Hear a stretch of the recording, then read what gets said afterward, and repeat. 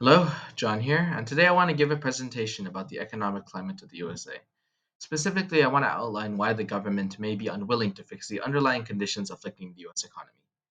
So, first off, we have the economic policy, which did not age well at all. I already laid out in another video why exactly the policy was poor, but I didn't really elaborate further into why exactly the policy itself was fundamentally broken.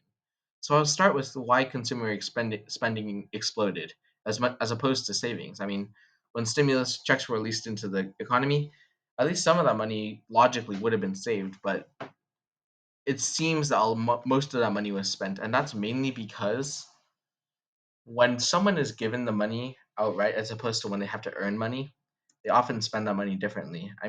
If I was had to earn $1,000 working like a wage job, $15 an hour, so and so, I would definitely spend that money differently than had I been just given the money outright. So basically, this drove consumer demand, which drained supply because we had COVID regulation at the time, so and so, which caused inflation, which caused further increases in demand for goods because it's less logical to hold on to cash by the middle class when everything's increasing in price, so on and so forth. And this is a self perpetuating cycle, and it's very difficult to break without crushing the economy.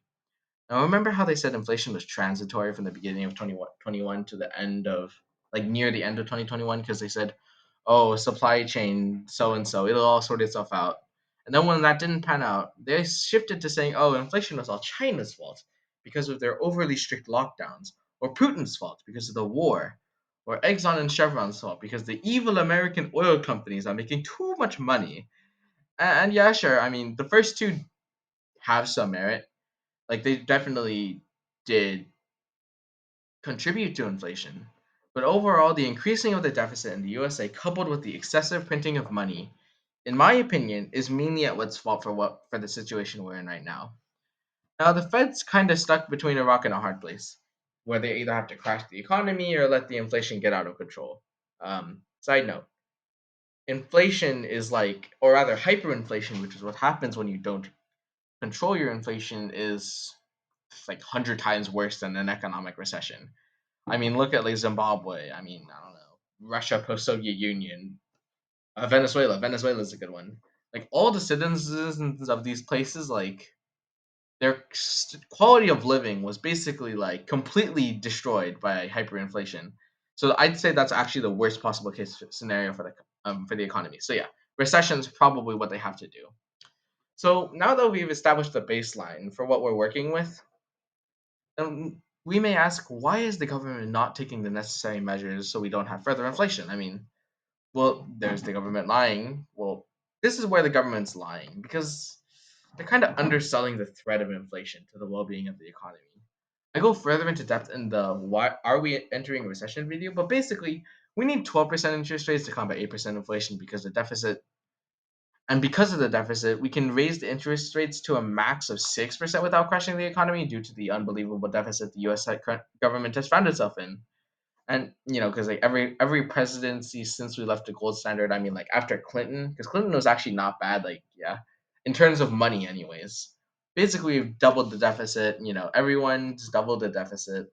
And Biden's already doubled the deficit despite only being in presidency for like less than 2 years, or a little more than 2 years. So it's actually kind of funny. A few days ago, Jerome Powell went on TV and basically got lambasted by a few politicians. But he actually seems to care and seems to be willing to do what is necessary to combat inflation, which is good. People actually give a shit now. Now, my fear when it comes to evaluating the economy, that because the Biden administration is desperate for performing well in midterms, they may pull the plug on the treatment, raising interest rates, stopping inflation, that stuff, before it's done, which may net far worse consequences in the long term.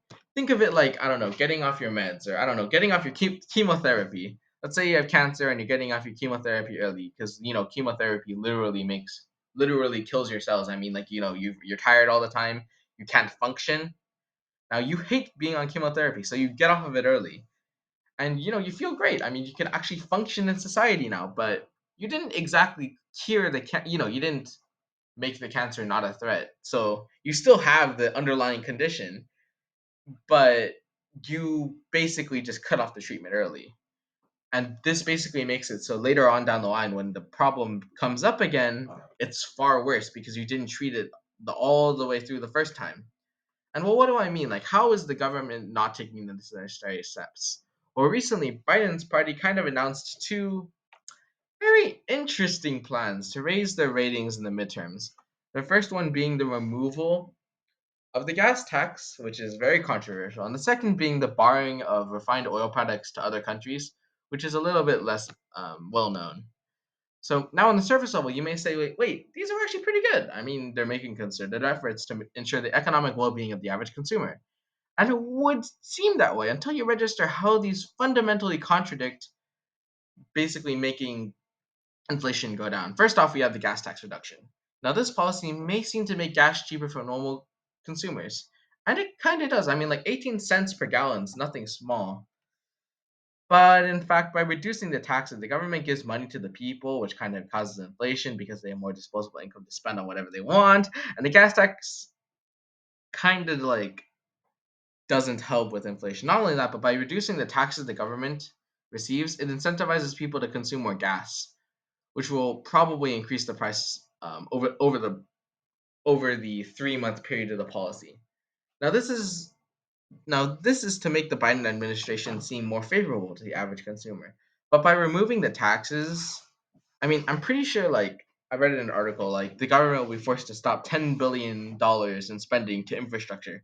I mean, if you've seen some of USA's infrastructure, some of it's kind of falling apart. We need that $10 billion there. And, like, so either they just cut that spending out, or they print money to make up the shortfall, which, that's like kind of exactly the opposite thing of what we want to do. And lastly, oil companies. If anyone would probably benefit from this, it would probably be them because they can increase the costs of oil by passing on more costs to consumers, which they were absorbing earlier. So many consumers themselves wouldn't even see the 18% decrease and would likely be less than half the actual less than half the actual 18-cent amount. So overall, this actually wouldn't really benefit the economy as much in the short term and would only serve to make the ongoing inflation worse. Next, we have the proposal to ban exports of refined oil products to other countries. Now, this one's like not as like well known. I know it was. I think I only saw it in like a couple articles. Basically, if they decide to ban the export, this is basically screwing over like all of the countries the U.S. exports to because U.S. is actually one of the largest, if not the largest, exporter of refined oil products across the world. With Western Europe already being starved of oil by boycotting Russia Ukraine, if US refuses to help, this may leave them in a situation where either they have to die, they're going to die during the European winter. Because I don't know if you've ever been to Europe, it's kind of cold. You're not going to be able to get out of that one. Um, so either they support Russia Ukraine, which they don't want to do, or they let their people starve. They're going to pick supporting. They're going to pick buying oil from Russia. Like that. That's not really a question. So, and not only that, but by eliminating gas exports, you ultimately make the production capacity of other countries even worse because you heavily damage their economies and ultimately make the supply crisis even worse of goods because manufacturing becomes more expensive. Or rather, manufacturing becomes more expensive for those countries specifically because their energy prices have increased because USA has cut off their oil supply.